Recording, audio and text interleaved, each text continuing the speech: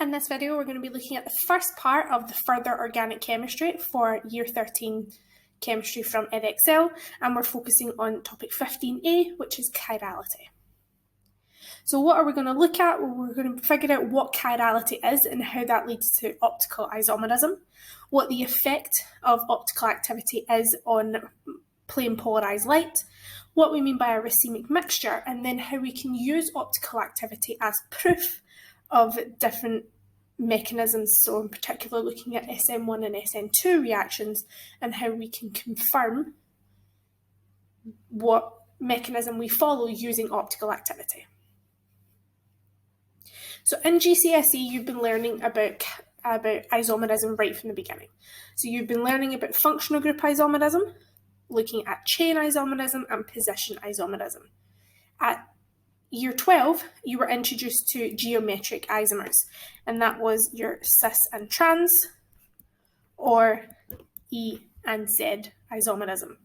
For Year 13, or A2 level, we're looking at the second type of stereoisomers, and this is known as optical isomers. So this is a great poster from Compound Interest, or compoundchem.com. I'd strongly recommend you have a look at some of the posters that they have. They're very useful. And this is the different types of isomers in organic chemistry. So chain isomers, where we take from the longest continuous chain and make one of them a branch. Position, moving of the double bond, so but1ene and but2. Functional group would be going from something like an alkene to a cycloalkane because they have the same general formula, so they are isomers of each other. Geometric was our E and our Z, or cis and trans.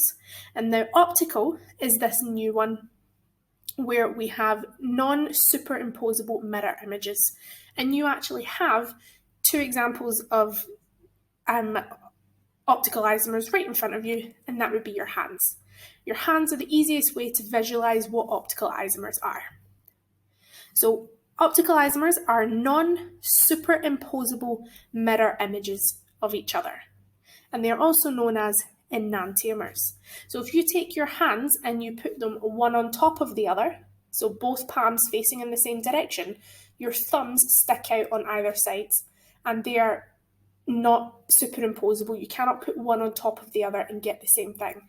Yes, you can put your palms face to face and you can get mirror images of each other. However, that's not what we're looking at. We're looking at what happens when you put them one on top of the other. So these would be known as enantiomers. And these arise from something known as a chiral atom or a chiral center. And this chiral center is usually a carbon atom, and it is attached to 4 different groups of atoms. And that is what allows them to exist as these non-superimposable forms. Now, to help us visualize this, let's look at a very basic example. So we want to consider a 3D molecule, and we know that this has to be a tetrahedral shape because it's carbon connected to 4 different bonds.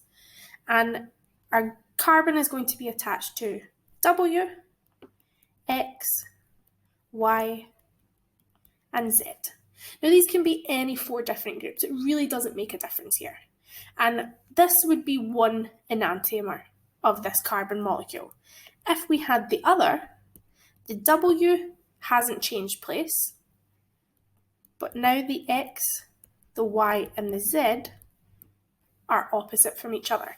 Now they may look very similar, but the best way to do this is if you think about what happens when you travel round the bottom. So as you travel round the bottom from the X clockwise, you get to the Z. Here, when you travel from the X clockwise, you get to Y. So they're now in different positions. And these are enantiomers. So they are non-superimposable mirror images of each other, just simply by rearranging how these groups are attached in space. And remember, your hashed and wedge bonds show how it relates to the plane of the paper. So the carbon, the W, and the X are all on the plane. The Y is coming out of the paper. The Z is going in. And you should always start with one atom and go around in a clockwise direction, or you could go anti-clockwise, it doesn't matter, as long as you do both of them the same. Go clockwise, and then have a look to see what is the next atom you get to, and on the one on the left it's the Z, but on the one on the right, it's the Y. So these two things are enantiomers of each other. And to show that they are enantiomers, we put a small asterisk or a star next to the carbon atom, and that shows that they are asymmetric. Okay? Enantiomers are sometimes named using L and D notation, just the same as how we used E and Z, or sometimes they're also named R and S. And that's just, again, just a notation to be able to figure it out. L and D is used mostly for amino acids. R and S would be used for other substances. We don't go into the notation about these. We do not go into how we name them, R and S. We just simply keep them very basic as the fact that they are enantiomers. Now, in order to understand how enantiomers can be identified, we first need to understand what we mean by plane polarized light, because a substance will show optical activity if it rotates the plane of polarization of plane polarized light.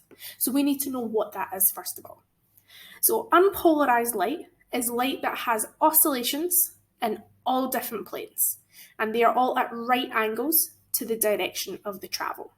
So your wave is traveling, you can see from this point to this point, and the light is oscillating or moving out in all different directions, but they are all 90 degrees. So if our wave is traveling horizontally, we've got our oscillations vertically, as you can see from the diagram.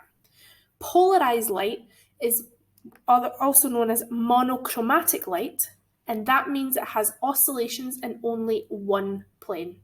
So rather than it oscillating in all different directions, it oscillates in one direction. And we do this using something known as a polarizer. So we take the monochromatic light and we pass it through a Polaroid sheet. And this polarizer basically blocks all other oscillations.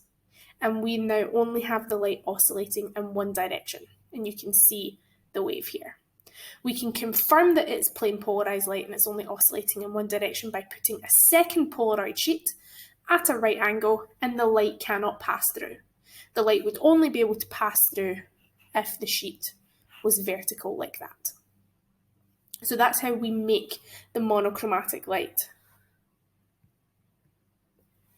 So this is converting our unpolarized light into our polarized light, and it passes through this filter, and then that polarized light is then passed through the tube containing our sample compound. So we take our light oscillating in all directions, we pass it through the polarizer, and then pass that plane polarized light through the sample. If our sample is optically active, the plane of polarization rotates, and it will rotate either clockwise or anti-clockwise, and that's what would tell us whether we had level rotatory or dextro-rotatory, which is L or D, but again, we don't need to go into a lot of detail about that. All we need to know is that the plane of polarization is rotated. And once the plane of polarization is rotated, we can use a second polarizing filter as an analyzer to figure out to what angle the plane of polarization has been moved. So if the rotation is clockwise, your angle of rotation is a positive number. For example, positive 60 degrees. If the rotation is anti-clockwise, the angle of rotation is a negative number. So you would have your plane polarized light like that, and if it rotates that way, it's a negative number. If it rotates that way, it's a positive number. So one being clockwise, one being anti-clockwise. And you can see what this looks like here. So we have our light source, passes through the polarizer, and this is now our plane polarized light. When the plane polarized light passes through the sample tube, we get rotation. And the rotated light then leaves the sample tube and hits the analyzer. The analyzer can determine the angle, and it can figure it out, is it positive or negative, and you can then see what that angle is, and you can measure it and give it a specific value. Now, we don't give it a specific value at A level. We're not interested in what the actual angle is. We just need to know that it can rotate. Now, when we start to look into more detail about the properties of enantiomers, what we find is that because they are the same molecule, they're just arranged differently in 3D space, they have pretty much the same properties. So two enantiomers will have the same physical properties with the exception of the rotation of plane-polarised light. So they will have the same boiling point, same level of conductivity, same level of solubility, but the only difference is how they rotate the plane-polarised light. Again, because they have the same groups attached, they will have the same chemical properties. The exception is how they react with enantiomers of other substances. So one substance that has an enantiomer, let's call it substance A, can react in two different ways with substance B that also has enantiomers. And a famous case of how this can have different reactions with other enantiomers is the molecule thalidomide. So thalidomide was a drug that was marketed back in the 1950s as a cure for morning sickness for pregnant women. And it was marketed using a 50-50 mixture of what we would call the left and the right-handed molecules, basically of the two enantiomers. And it was hailed as a wonder drug.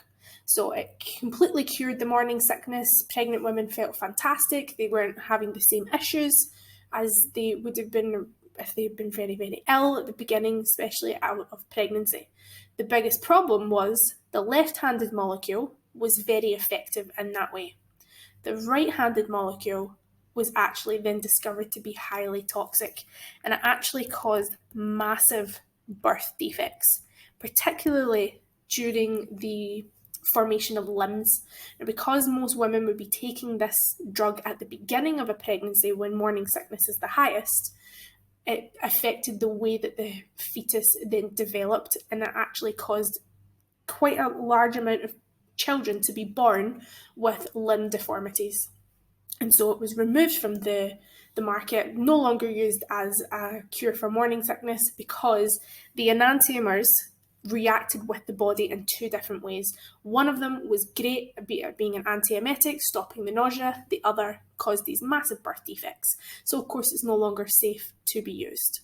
You can go away and read up on thalidomide if you're interested in it. It's not going to come up in the exam. It's just to give you a bit of background or a bit more information on why it's very important to understand and know about enantiomers. Now, sometimes a sample of a compound can contain a mixture of both of the enantiomers, like the thalidomide. It was a 50-50 mixture of each. And if this is the case, the effects of the enantiomers on the plane-polarised light would cancel each other out. So if you had your plane-polarised light, one of them rotated it anti-clockwise, the other would then rotate it back clockwise. And so you're cancelling out both of the effects. And if we have this equal amounts of two enantiomers, we call this a racemic mixture. And a racemic mixture shows no optical activity because there is these equimolar mixture of enantiomers. This comes up quite a lot in exams asking what is a racemic mixture. So it's very important that you do understand that it's equimolar amounts of the enantiomers and it shows no optical activity. Optical activity is very important because we can actually use this information for the reactants and the products as evidence to prove SN1 and SN2 mechanisms. So you met these back in topic 11 when we were looking at kinetics. And remember, these are substitution reactions, nucleophilic substitution, and one is unimolecular and one is bimolecular. And that's all to do with the rate determining step. So an SN1 means one species involved in your RDS, and we saw that for tertiary halogenoalkanes. Whereas SN2 had two species involved in the RDS, and we saw this for primary halogenoalkanes. Another way that we can actually prove that this happens is using optical activity.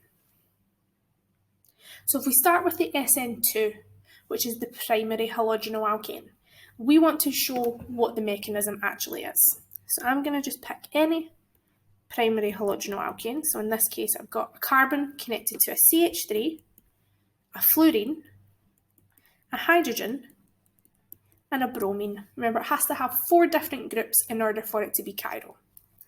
and we have our OH acting as our nucleophile here, and we have our lone pair attacking in at this carbon, because this carbon is going to be delta positive, and the bromine is delta negative, and the bromine is what is removed. And because it's an SN2 reaction, we form a transition state. So we get this carbon being bonded to the fluorine and the hydrogen, and as the bromine carbon bond is breaking, the carbon to the oxygen bond for the OH group is forming. So this is our transition state. And then once we actually get our final product, we have the carbon with the CH, which is unmoved, and the hydrogen is unmoved. However, now the fluorine has shifted positions, and the OH is now on the other side. So now I have an enantiomer, and of course we make the bromine as the bromide as our additional product. Here, the arrangement of the remaining three groups is inverted. So the arrangement of the CH3, the H, and the F from the reactant to the product is inverted.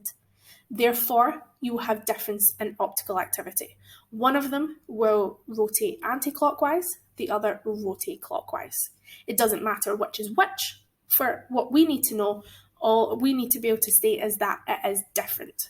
So, and we can test that using the plane polarized light. For SN1, this is using, again, the same primary halogenoalkane. And we've got our F, our H, and our Br. And when it forms SN1, we make this carbocation. So we would have delta positive, delta minus, and we get the curly arrow like that. And we form a carbocation intermediate. So we make this CH3, the F, and the H. Now the OH group can attack in two different ways.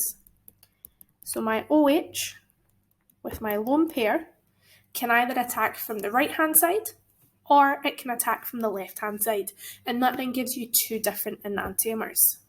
So I could make this one where the OH group has attacked from the left, or I can make this one where the OH group has attacked from the right. That one should be a wedge bond. So we can see now that we've got two different enantiomers.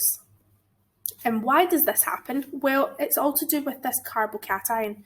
This carbocation is a trigonal planar carbocation. So as soon as it becomes planar, it then means there's an equal chance of the attacking OH ion from approaching the left or from a right. So that means that we make two enantiomers. Because it is an equal chance, we are going to make a 50-50 split of the two enantiomers. Therefore, this forms a racemic mixture, and we would see no evidence of optical activity. So with an SN2, we will see an inversion of the optical activity. With an SN1, we see no optical activity. So now we can tell the two mechanisms apart, and we could check the optical activity of the product and the reactants of these nucleophilic substitution reactions and determine what mechanism it went through. Of course, we can also use kinetics as evidence as we've seen in topic 11, but this is just an additional piece of evidence to confirm that. So let's finish off by looking at some past paper questions. The first one is looking at which atom within this molecule is a chiral center. So remember, a chiral center means it must have 4 different groups attached. And you may not have seen this sort of structure before in the ring shape, but it just means that on each of these carbons, there are 2 hydrogens, unless there is another group attached. Like this one would only have 1. So if we look at A, our carbon here has a double bond to an oxygen, so that automatically cannot be chiral because we can only make 4 bonds and 2 of them are going to the same thing. For B, we know here, as we can see in the diagram in A, that this is now connected to 2 hydrogens, so it can't be B either. D is the same sort of thing. The bottom carbon is connected to 2 hydrogens, so that must mean that our answer is C, because the carbon is connected to 4 different things here. For question 2, this is now combining geometric isomers along with optical isomers, so it's important that you do go back and make sure that you're confident on geometric isomers and that you know the difference between the E and the Z isomer. So we want to have both the E and the Z and the chiral center. So first of all, we're going to look at the chirality. C and D cannot be chiral because both of those don't have chiral centers, because none of the carbons are connected to 4 different things. So that leaves us with A and B. So we know when the bromine is connected onto the second carbon, we're going to have a chiral center, but we need to remember which one is E and which one is Z. So for the E isomer, the priority groups, in this case the alkyl groups or the bromoalkyl group, is going to be on opposite sides. So this top one would be the Z isomer, this second one is the E isomer, so our answer is B. And for question 3, what type of stereoisomerism can exist in the molecules in this substance? Well, we look at where the double bond is, and we don't have 2 different groups attached to the first carbon. Therefore, I cannot get EZ isomerism. So that gets rid of A, it gets rid of B, and that leaves with C and D. So I need to check now, do I have a chiral center? And I can look and see, yes, this one here is my chiral center. So I have no EZ, but I do have optical, so my answer is D. For question 4, we're looking at the reaction of 2-bromobutane with nucleophilic substitution, and depending on the conditions, we can have an SN1 or an SN2. We want to draw the first step showing the transition state in the SN2 when the 2-bromobutane reacts with the aqueous sodium hydroxide. And of course, we want any curly arrows, dipoles, and lone pair of electrons. Now you can draw this out as displayed formula, skeletal formula, or partially displayed. For the sake of ease, I'm going to draw this as skeletal. So I have my butane as my base substance, and then it's 2-bromobutane, so I have the Br there. This is delta negative, that part is delta positive, so my OH with my lone pair is going to attack in at that delta positive carbon, and I'm going to have the second curly arrow going from the CBr bond to the bromine, and that forms a transition state where we are breaking the Br bond and making the OH bond at the same time. And of course now the carbon has 5 bonds, so therefore it has an overall negative charge.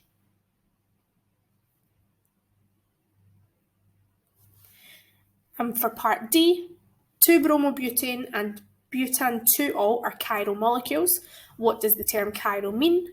Well, a chiral molecule has non-superimposable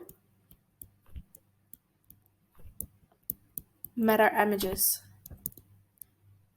So it has a non-superimposable mirror image. And the reason that it has that is because there are 4 different groups attached to the carbon. And that gives us 1 mark. And for part 2, when a single enantiomer or optical isomer of 2-bromobutane reacts with aqueous alkali, the stereochemistry of butan-2-ol formed depends on whether it's SN1 or SN2. Explain, using these different mechanisms, why this is the case or how the stereochemistry is different. So the first thing we have to do is give a general statement, what is the difference? Then we go on to explain the why. So if it's SN1, we are going to form a racemic mixture. Whereas if it's SN2, you're going to form one enantiomer, or one single enantiomer, or one optical isomer. Or you could say SN1 gives no optical activity, SN2 does. Now we look at the Y. So let's start with the SN1. Well, for the SN1, that makes a planar carbocation intermediate. And once we have a planar intermediate, that means that we have an equal chance of attack by the OH minus on either side. Or you could say it from the top or the bottom, from the left or the right, it doesn't matter. As long as you're specifying that there are two different sides and you can get equal chance of being attacked from both. Whereas for SN2, the nucleophile can only attack from one side. And that is going to be the opposite side to the bromine. So the Br is on one side, the nucleophile attacks from the other side, and that's where you form the transition state. So SN1, you make the planar carbocation, so you have equal chance of attack, whereas SN2, there's only one possible place it can attack, therefore we make the transition state. So there's the mark scheme for the first couple of questions, and you can see how the marks break down for the mechanism. Whereas for the second part, again, you can see how the marks break down. I would say pay close attention to this question to show exactly where you get the marks for your explanation. That's everything for topic 15A, chirality. If you do have any questions, please feel free to leave a comment below, and we hope to see you back soon.